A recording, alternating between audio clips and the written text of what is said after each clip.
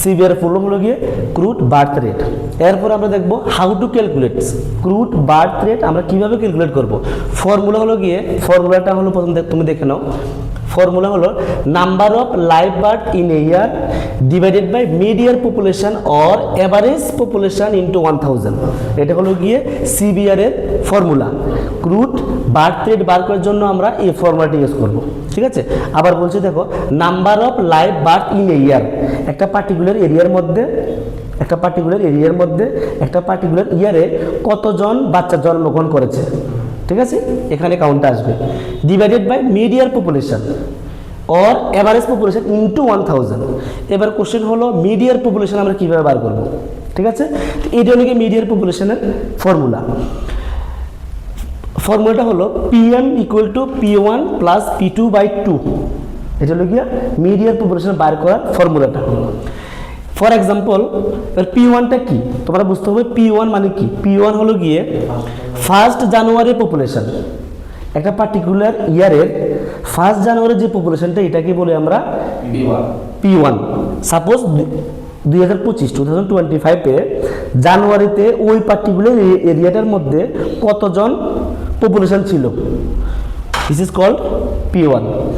ওই ইয়ারে 2025 31 জানুয়ারিতে যে পপুলেশনটি ছিল ওটাকে বলবো আমরা P2, ঠিক আছে। একটা পার্টিকুলার ইয়ারের P1 হলো গিয়ে 1 জানুয়ারি পপুলেশন ওই ইয়ারের। P2 হলো গিয়ে 31 ডিসেম্বরের যে পপুলেশনটা, লাস্টের দিনের যে পপুলেশনটা, ওটাকে বলা P2। তো আমরা এজিউম করবো, একটা এক্সাম্পল আমরা দিয়ে দিলাম। P1 হলো গিয়ে 20,000, 20,000। এটা হলো গিয়ে 1 জানুয়ারি পপুলেশন ছিল। 2025 আমরা এক্সাম্পল নিচ্ছি। ডিসেম্বরের 31 ডিসেম্বরের পপুলেশন ছিল 22,000 ডিভাইডেড বাই 2। তো দুটো যোগ করে পেলাম 42,000 ডিভাইডেড বাই 2, ঠিক আছে। 2 ডিভাইডেড বাই করলে আসছে 21,000, ঠিক আছে। এটাকে আমরা বলবো কি মিড ইয়ার পপুলেশন। এবার আমরা সংখ্যাটা আমরা ফর্মুলাতে বসিয়ে দেবো। আবার বলছি, ফর্মুলাটা ছিল number of live birth in year divided by mid year population or average population into 1000, ঠিক আছে।